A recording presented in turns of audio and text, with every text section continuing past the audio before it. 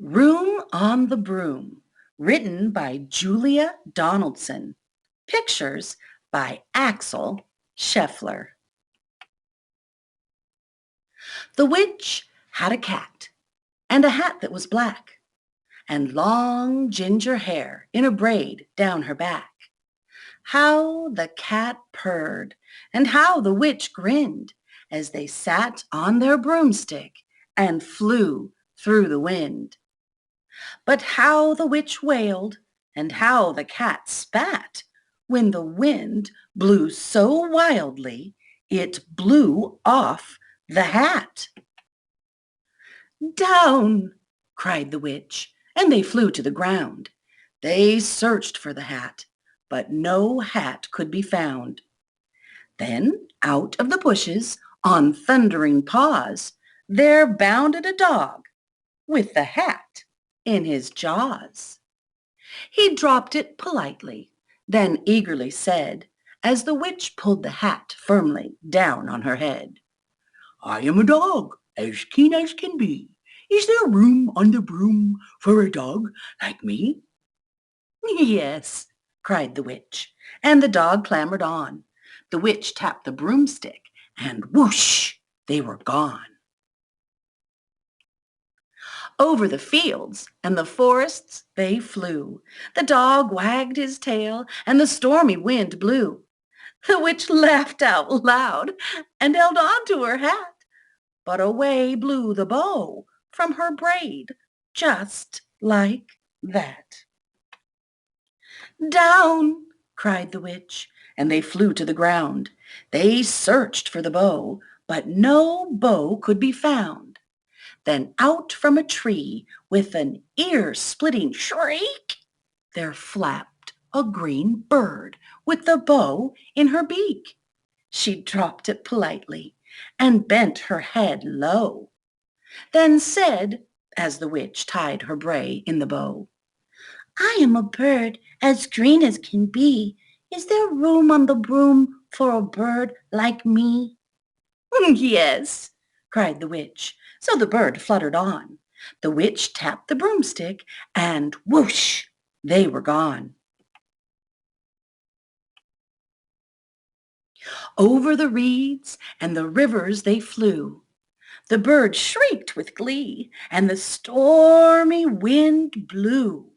They shot through the sky on the back of beyond. The witch clutched her bow, but let go of her wand. "Down!" cried the witch, and they flew to the ground. They searched for the wand, but no wand could be found.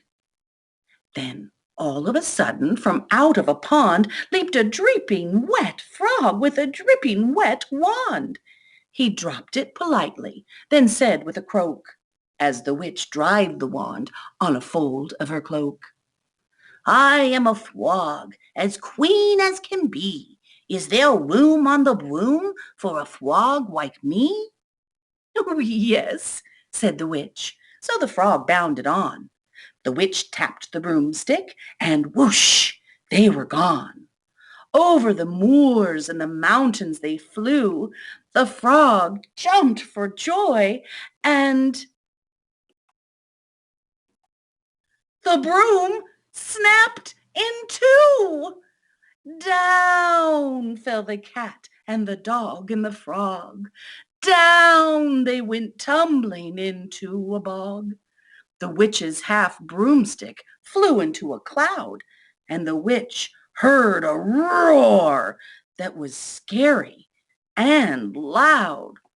Roar! "I am a dragon, as mean as can be, and which with French fries tastes delicious to me." "No!" cried the witch, flying higher and higher. The dragon flew after her, breathing out fire. "Help!" cried the witch, flying down to the ground. She looked all around, but no help could be found.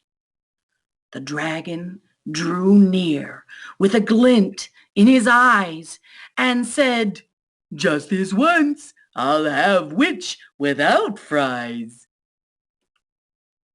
But just as he planned to begin on his feast, from out of a ditch rose a horrible beast.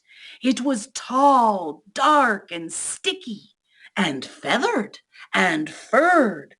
It had 4 frightful heads. It had wings like a bird. And its terrible voice, when it started to speak, was a yowl and a growl and a croak and a shriek. It dripped and it squelched as it strode from the ditch, and it said to the dragon, "Buzz off! That's my witch!" The dragon drew back and he started to shake. "I'm sorry," he spluttered. "I made a mistake. It's nice to have met you, but now I must fly." And he spread out his wings and was off through the sky. Then down flew the bird, and down jumped the frog. Down climbed the cat, and whew, said the dog. And "Thank you, oh, thank you," the grateful witch cried.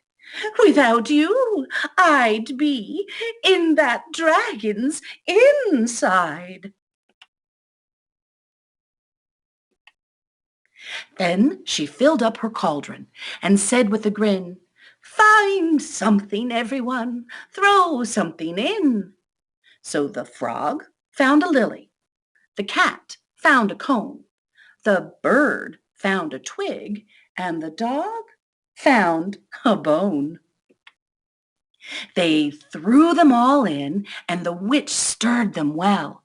And while she was stirring, she muttered a spell. "Iggity, ziggity, zaggity, zoom." Then out rose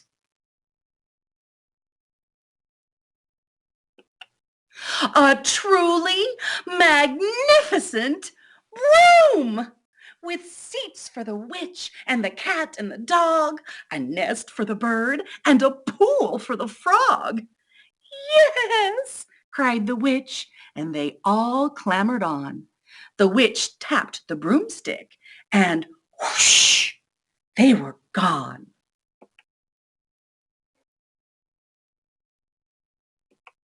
The end.